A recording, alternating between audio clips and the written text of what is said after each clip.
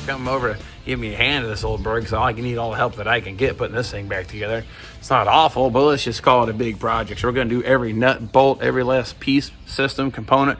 We're going to give it an overhaul, inspection, and refreshing or replacing. So, and of course, last time you saw me pull this thing all apart, I made a parts order, and surprisingly enough, you look over my shoulder and there, a couple quarter panels. You keep coming around here, there's a rocker panel. See, trunk floor, main floor, wheel wells, seat bases. I have a huge pile of parts that takes up almost the entire garage, so I had no place to put them. So unfortunately, they kind of got tossed in here. They all showed up less than a week. So I guess getting the parts wasn't as bad as I thought it was going to be. And I even did some saving on the shipping, got all on one pallet, $200 for shipping. So can't complain about that. I had done some research and it was looking like $700, $800 to have all the parts shipped. Not going to do that, but we're able to get that fixed up. But that's not the point of this episode around. We're wanting to do something a little different. I have a prime example of a car with two rear frame rails that are in fantastic condition and they're in the right location. They're not rotted out.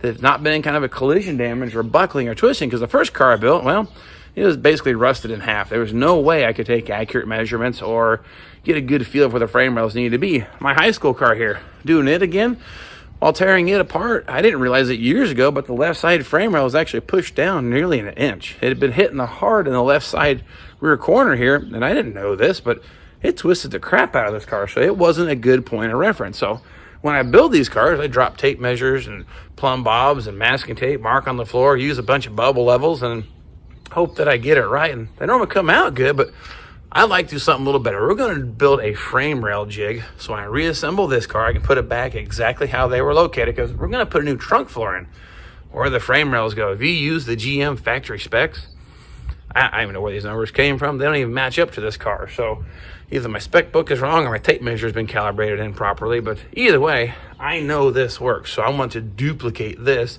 and then use it as a future reference point for any other car that I might build. Plus, if this jig works out pretty good, I might even let you guys borrow it in case you guys want to put some frame rails in your car. But nonetheless, I'm going to show you the tools we have here laid out and what materials I got to make this thing happen. We'll see if we can't have a go of this. All right, what I have laid out here on the ground, I've got a bunch of these pieces of leftover scrap steel that came off some of the equipment. So far our materials list, not going to cost me a whole lot for parts. Chunk of angle iron.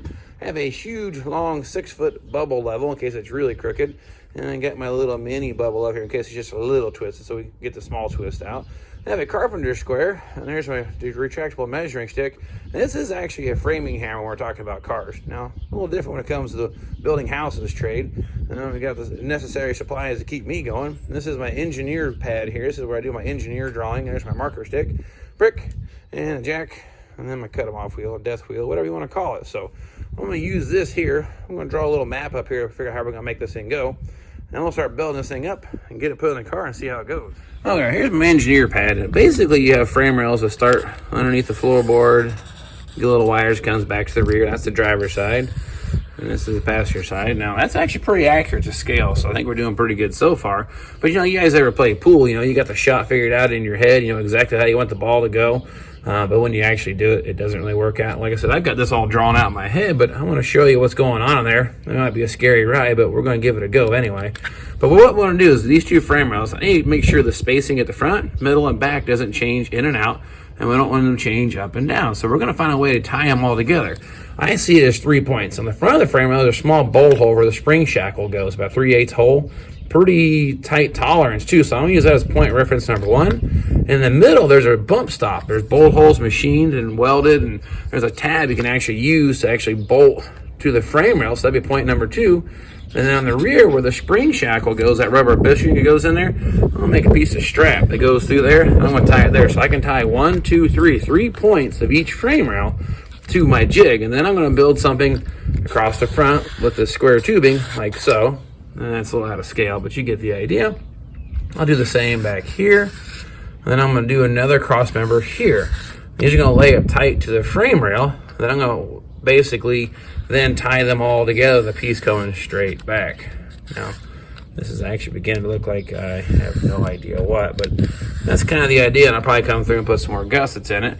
But then both frame rails will be attached at 3 points. I'll be able to control elevation and side to side and everything. Then I can basically pull that all apart, and I can put my jig on the ground, stack frame rail 1, frame rail 2, bolt it to it, and I know it can't move. Then I can stack my trunk floor and put the thing together. So it's not exactly what it looks like in my head, I promise, but I hope you get the point. But that's what we're going to work with. Well, as you can see, we're hanging out under the car. This is the trunk floor, but I want to show you those 3 points on the frame so you get a point of reference what we're going to do here and why I think it's going to work out pretty good. But I'll show you point number 1. Point number 1 is going to be here in the very front of the frame rail. This is where the spring shackle normally attaches to the floor, but that's a nice 3/8 hole. That's actually a pretty accurate spot to use for a point of reference. And we go here in the middle on the outside. Let me spin it around here.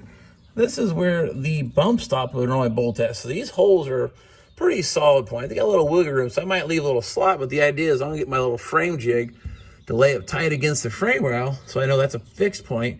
Then I'll have some kind of holes we can tie that to. And then back here in the very back, this is where the rubber spring shackle normally comes through, that rubber bushing. So I'm gonna put a little strap through here and then tie it to the piece that I'm building. And I just happened to cut off one of the ends here, off those little scrap pieces, and I'll tell you, it fits real nice up against that contour of the frame. So, and I got those little slots already cut in. I'm gonna put my little straps. So that's gonna be my fixed point for here. Then you see the 3 points I'm gonna start building off of. Okay, first piece put in. This is 42 inches long. It goes past the frame rails by a couple inches. I got an idea that this will line up straight if I go straight back with the width of it, that I can tie right into this and clear all the stuff on the inside. So I don't want to go shoot straight back towards the frame rail, but you can see a small piece of that angle iron's laid up tight against the frame. Then I've welded this in place. Then I've bolted it on front where the spring shackle mounts. That's actually secure and say level and true to the body, so I can start building from this back. Then I'm gonna go straight back all the way to the rear spring shackle mount back here next.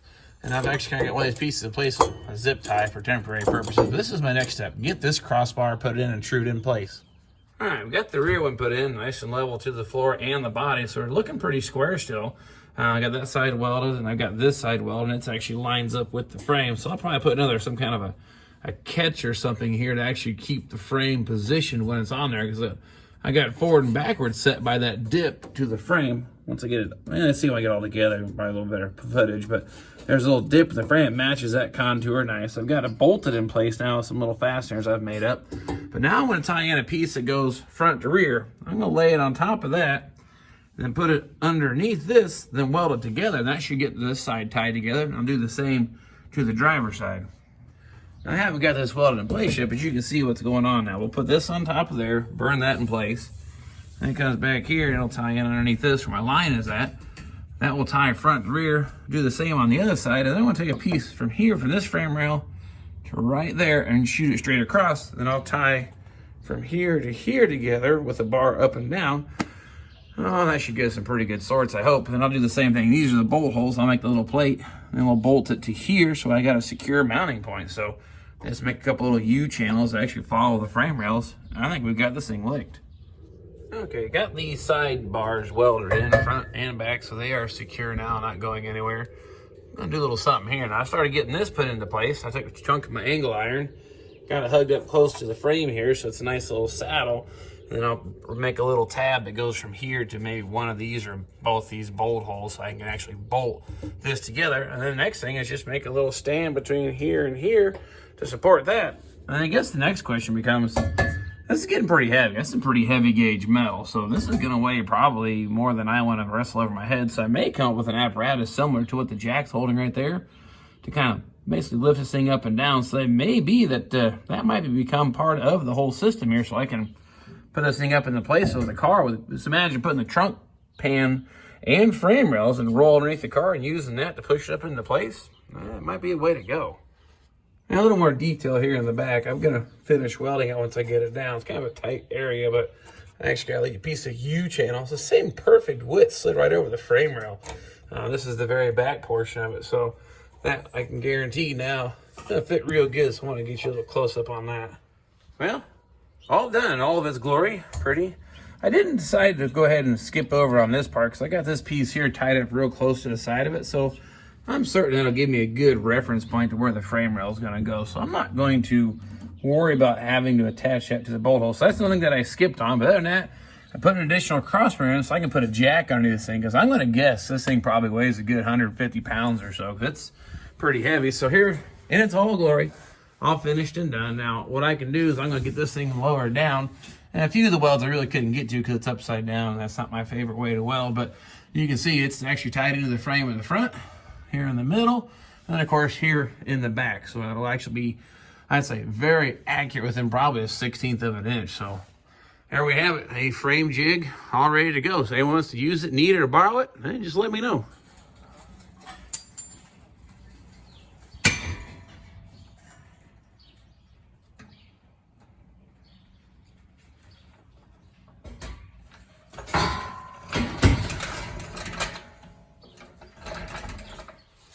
I've got it all done. I guess I forgot to use the brick.